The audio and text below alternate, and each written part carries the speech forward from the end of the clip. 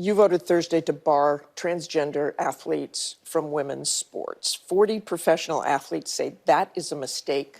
Why do you feel differently? Well, I mean, this is the left's new war on women. I mean, both sides, whether it's the extreme right on abortion or the extreme left on biological men and women's sports, we have come so far. I don't want to see biological men take away the achievements of women and girls. I've told the story on Thursday. I was molested by a friend of one of my coaches at the age of 14. I was raped by a classmate at the age of 16. Before a girl ever sets foot in the pool or on the court or on the field, she's already in a very vulnerable position. And we've worked hundreds of years for our achievements. It took 100 years for the state of South Carolina, 100 years after women's suffrage, to get their first Republican woman in Congress when I won in 2020. I want to go back to those athletes. Why do you know more than those athletes? Well, if you read the stories... They came up through youth sports. Riley Gaines, okay? There were also other athletes that we've met along the way. There was a story last week in Wisconsin where 14-year-old girls were forced to share a locker room and showers with an 18-year-old boy, biological male, who's, I guess, a trans girl now, but exposed himself in the showers to these young underage girls. My girl's about to be 14.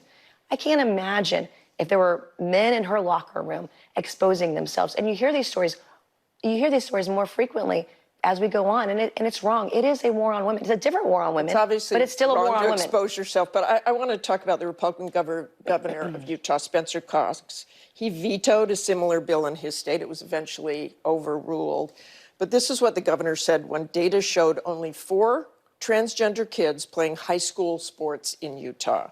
4 kids who are just trying to find some friends and feel like they are part of something. 4 kids trying to get through each day. Rarely has so much fear and anger been directed at so few. I don't understand what they are going through or why they feel the way they do, but I want them to live. Obviously talking about the extremely high suicide rates among the transgender population. Right, and look, I'm a pro-LGBTQ Republican. That's not what this is about. We don't want anyone committing suicide. Because we've taken this position to conflate the two is a radical and extreme position to take. But what we do want to do is protect women and girls. I mean, it took 154 years before the Citadel admitted women, and I was the first female graduate of that college. You see women whose achievements, whether it's a medal in an athletic event, or they're losing scholarships, or they're being exposed underage in a locker room, those things are wrong. And though it doesn't happen all day, every day, but we still want to protect our women and girls. And when you talk to parents of these girls, when you talk to the girls directly, they're very angry about it. They're very upset about it. We don't want to keep anyone from competing. I mean, but these are biological men. They're much stronger.